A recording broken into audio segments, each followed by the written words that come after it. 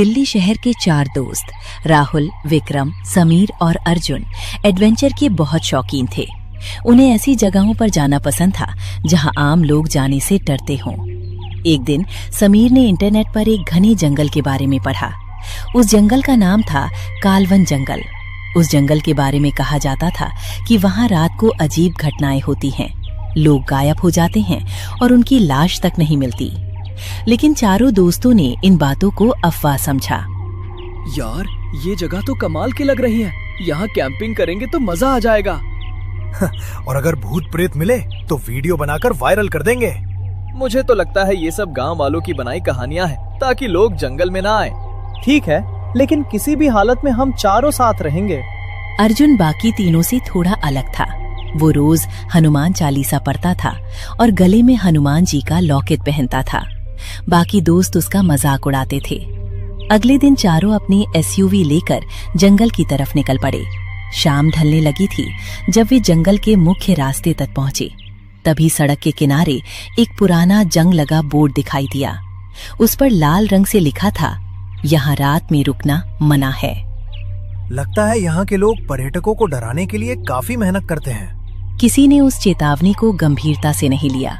करीब आधा किलोमीटर आगे जाने पर उन्हें एक दूसरा बोर्ड दिखाई दिया। इस बार बोर्ड नया था।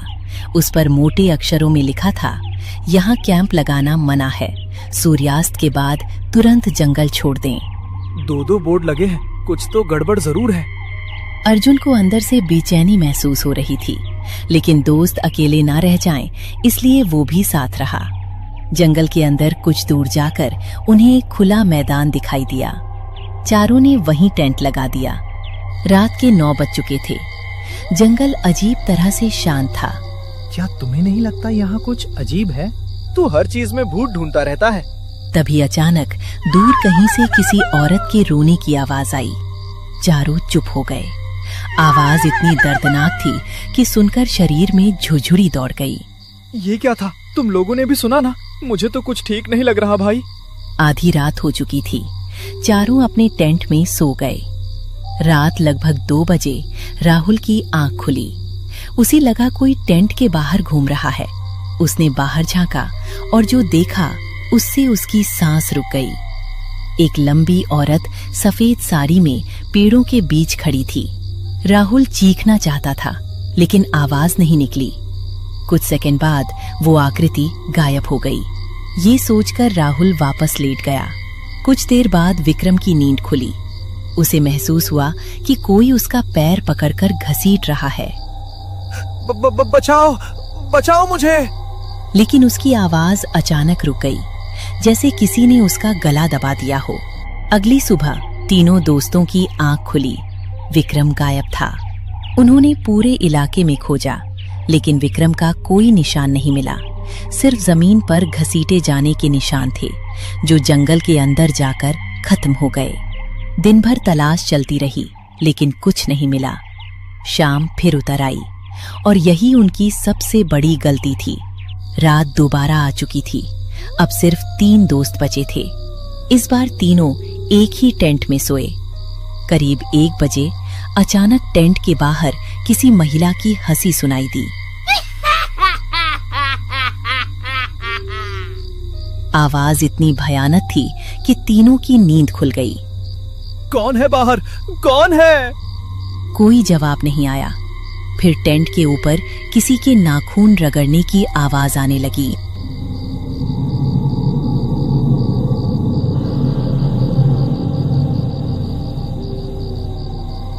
तीनों के शरीर से पसीना बहने लगा और एक भयानक चेहरा अंदर दिखाई दिया।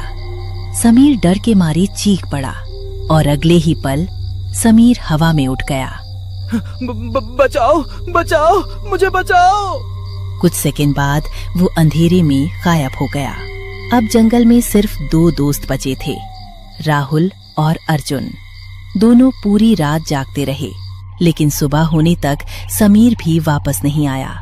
अब राहुल की हिम्मत टूट चुकी थी। ये इंसान नहीं है अर्जुन, ये कुछ और है। अर्जुन, हमें अभी निकल जाना चाहिए। विक्रम और समीर को शायद हम कभी नहीं ढूंढ पाएंगे।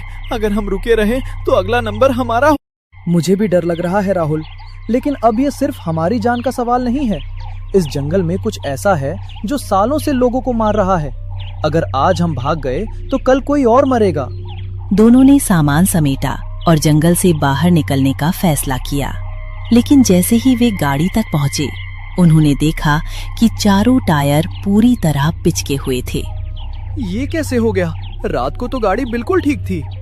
अर्जुन समझ गया, चुड़ैल उन्हें जंगल से बाहर नहीं जाने देना चाहती थी। दोपहर होते होते दोनों पैदल जंगल के बाहर निकलने लगे।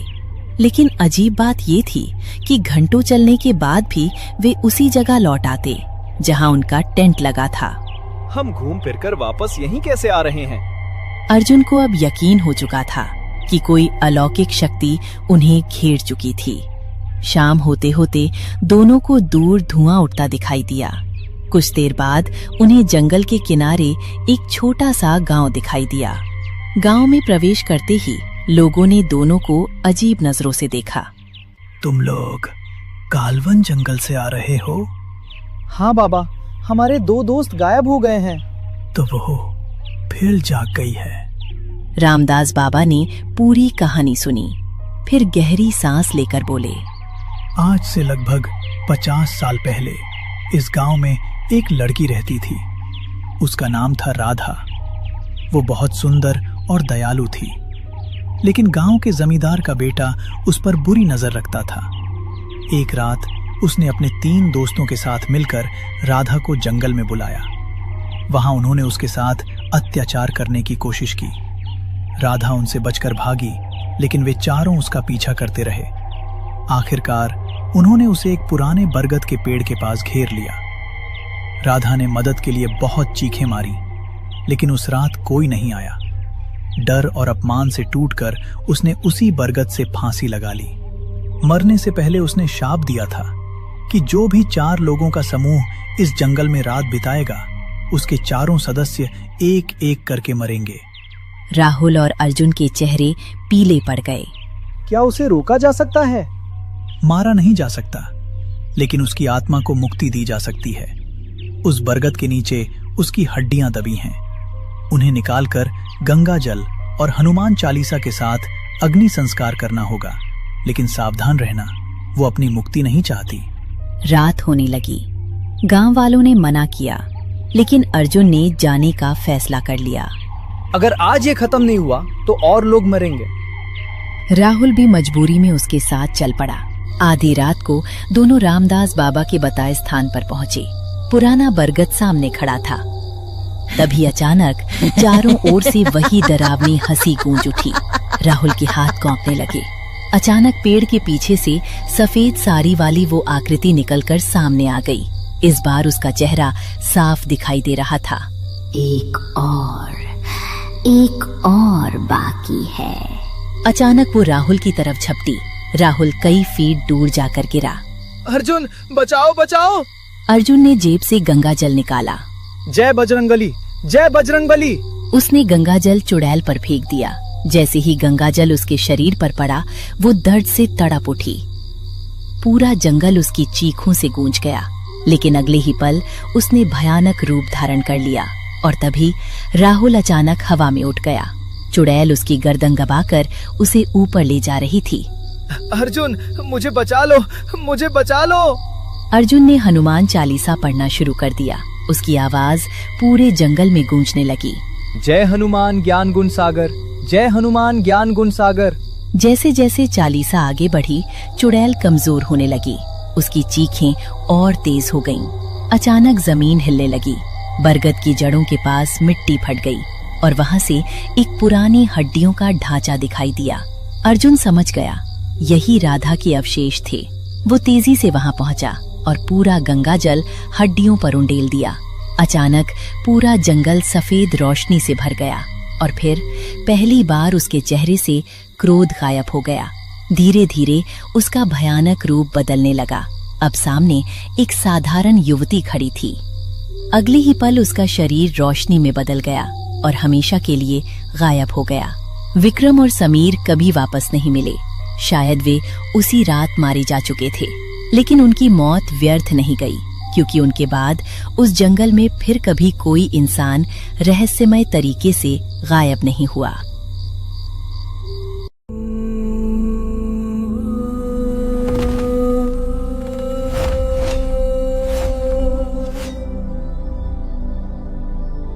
ये कहानी दिल्ली के पास बसे एक पुराने शहर शिवनगर की है। लेकिन रात होते ही कुछ ऐसी घटनाएं होने लगती थीं जिनका कोई जवाब किसी के पास नहीं था। शहर के बीचों बीच एक पुरानी 3 मंजिला बिल्डिंग थी। उस बिल्डिंग में राहुल, उसकी पत्नी नेहा, पड़ोसी सुरेश, बिल्डिंग का चौकीदार गणेश और मकान मालिक वर्मा जी रहते थे। करीब 1 महीने से बिल्डिंग के लोगों को पानी से जुड़ी अजीब घटनाएं दिखाई देने लगी थीं। शुरुआत में लोगों ने इसे किसी शरारती इंसान का काम समझा, लेकिन जल्द ही उन्हें एहसास हुआ कि मामला कुछ और है। एक रात करीब 11:30 बजे कभी रसोई से बर्तन गिरने की आवाज आई। नेहा घबराकर दौड़ती हुई उसके पास आई। राहुल, मैं अभी पानी भर रही थी, अचानक नल से ऐसा लगा जैसे किसी ने मेरे हाथ को पकड़ लिया हो। पानी बिल्कुल बर्फ जैसा ठंडा हो गया था और मुझे साफ महसूस हुआ कि कोई मेरे पीछे खड़ा है, लेकिन जब मैंने पलटकर देखा तो वहाँ कोई नहीं था। तुम पिछले कुछ दिनों से इन अजीब घटनाओं के बारे में बहुत सोच रही हो। शायद इसी वजह से तुम्हें ऐसा महसूस हुआ होगा। लेकिन अगर फिर भी तुम्हें डर लग रहा है तो मैं अभी जाकर पूरी रसोई देख लेता हूँ। राहुल रसोई में गया। सब कुछ सामान्य लग रहा था। अगली सुबह उसने ये बात सुरेश को बताई। तुम्हें पता है राहुल, सिर्फ तुम्हारे घर में नहीं, मेरे फ्लैट में भी रात के समय अजीब घटनाएं हो रही हैं। कल रात करीब 2 बजे मुझे छत से किसी औरत के गाने की आवाज सुनाई दी थी। जब मैं ऊपर गया तो वहाँ कोई नहीं था, लेकिन पानी की टंकी का ढक्कन खुला हुआ मिला। अब ये बात मजाक वाली नहीं लग रही। मुझे लगता है हमें पूरी बिल्डिंग के लोगों को इकट्ठा करके इस बारे में बात करनी चाहिए, क्योंकि अगर कोई इंसान ये सब कर रहा है तो उसे पकड़ना जरूरी है। शाम को सभी लोग छत पर जमा हुए। वर्मा जी भी आए। मैं पिछले 30 साल से इस बिल्डिंग का मालिक हूँ। पहले कभी ऐसी घटनाएं नहीं हुई, लेकिन पिछले महीने से लगातार शिकायतें आ रही हैं। अगर किसी को कोई शक है तो हमें मिलकर जांच करनी चाहिए। तभी चौकीदार गणेश बोला। साहब, मैं एक बात कई दिनों से छुपा रहा था, क्योंकि मुझे लगा लोग मेरा मजाक उड़ाएंगे, लेकिन अब लगता है कि मुझे सच बता देना चाहिए। मैंने 3 बार रात को टंकी के पास सफेद साड़ी पहनी एक औरत को खड़े देखा है। सभी लोग चौंक गए। अगर तुमने सच में किसी औरत को देखा था तो उसके पास जाकर बात क्यों नहीं की? आखिर वो आधी रात को टंकी के पास क्या कर रही थी? क्योंकि साहब, वो इंसान जैसी नहीं लग रही थी। पहली बार जब मैंने उसे देखा तो उसकी गर्दन पीछे की तरफ मुड़ी हुई थी। दूसरी बार उसके पैर उल्टे दिखाई दिए थे और तीसरी बार जब मैंने टॉर्च मारी तो वो सीधे टंकी के अंदर कूद गई थी। ये सुनकर वहाँ सन्नाटा छा गया। उस रात राहुल और सुरेश ने फैसला किया कि वे छत पर छिपकर निगरानी करेंगे। रात के 2 बजे चारों तरफ सन्नाटा था। अचानक टंकी के अंदर से किसी के खरोंचने की आवाज आने लगी। दोनों के शरीर में सिहरन दौड़ गई। फिर धीरे धीरे टंकी का ढक्कन खुद ब खुद हिलने लगा। राहुल का गला सूख गया। कुछ सेकंड बाद एक भयानक औरत का सिर टंकी से बाहर निकला। उसकी आंखें पूरी सफेद थीं। चेहरे पर सड़ा हुआ मांस लटक रहा था। वो धीरे धीरे टंकी से बाहर निकल आई। राहुल, ये कोई इंसान नहीं है। मैं अपनी जिंदगी में पहली बार ऐसी चीज देख रहा हूँ। अगर हम अभी यहाँ से नहीं भागे तो शायद सुबह तक जिंदा भी नहीं बचेंगे।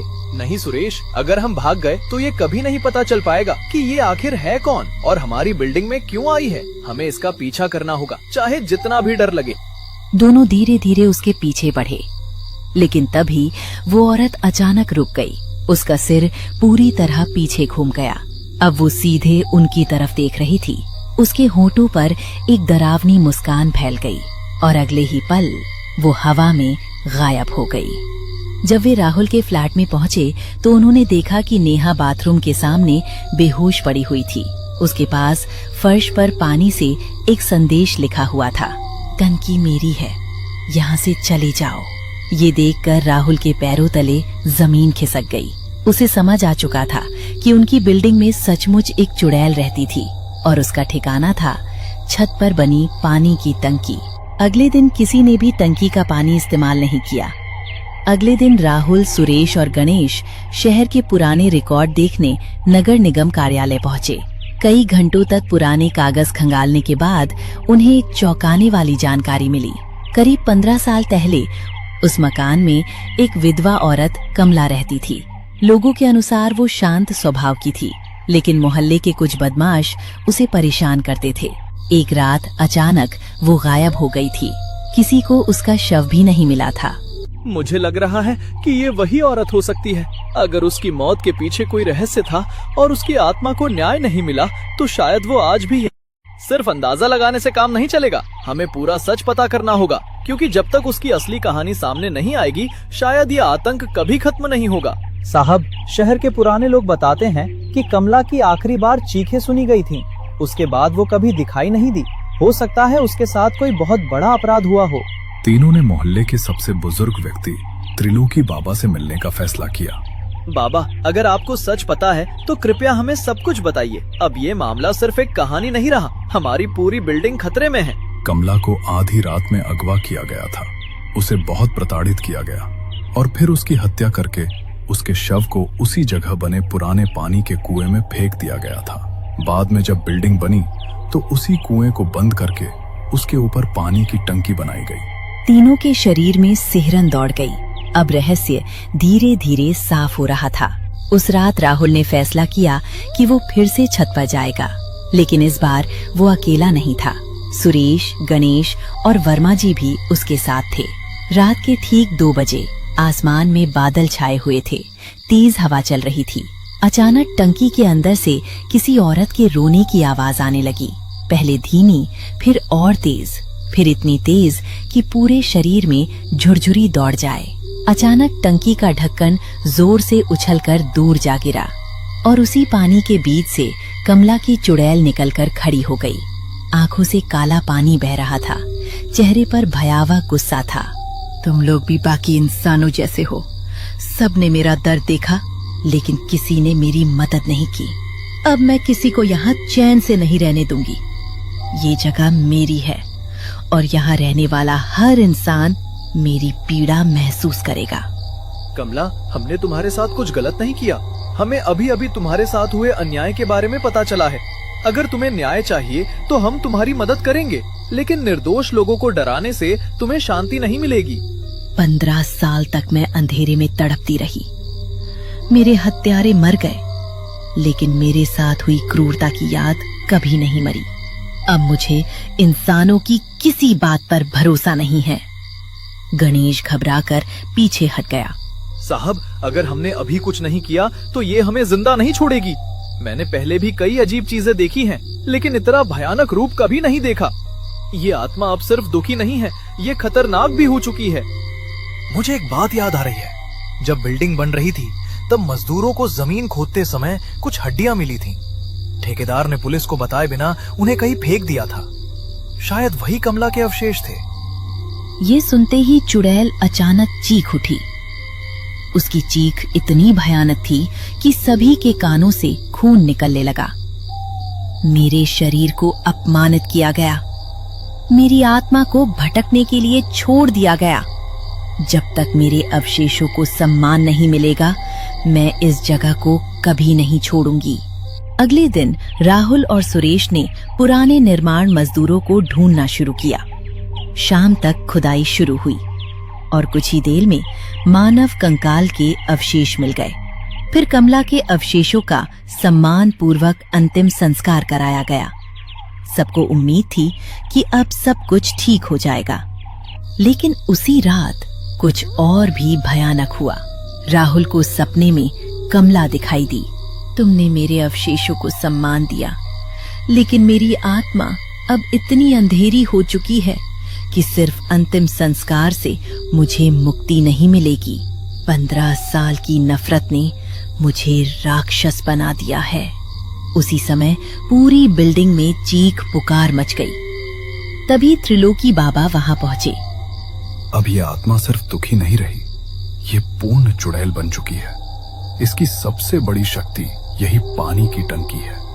अगर इसे रोकना है तो इसकी शक्ति के स्रोत को नष्ट करना होगा। अगर यही एक रास्ता है तो हम पीछे नहीं हटेंगे, चाहे जितना खतरा क्यों ना हो। आज इस आतंक का अंत करना ही होगा। सभी लोग मिलकर टंकी तोड़ने लगे। चुड़ैल की चीखें पूरे शहर में गूंजने लगीं। टंकी का मुख्य हिस्सा टूट कर गिर गया। उसी क्षण कमला की चुड़ैल ने एक ऐसी चीख मारी कि आसपास की खिड़कियां टूट गईं। उसका शरीर धीरे धीरे धुएं में बदलने लगा। काश किसी ने मेरी मदद उस रात कर दी होती तो आज मुझे ये राक्षस नहीं बनना पड़ता। इतना कहकर वो हवा में विलीन हो गई। उस रात के बाद बिल्डिंग में कभी कोई अजीब घटना नहीं हुई। नलों से साफ पानी आने लगा। छत से रोने की आवाजें आनी बंद हो गईं।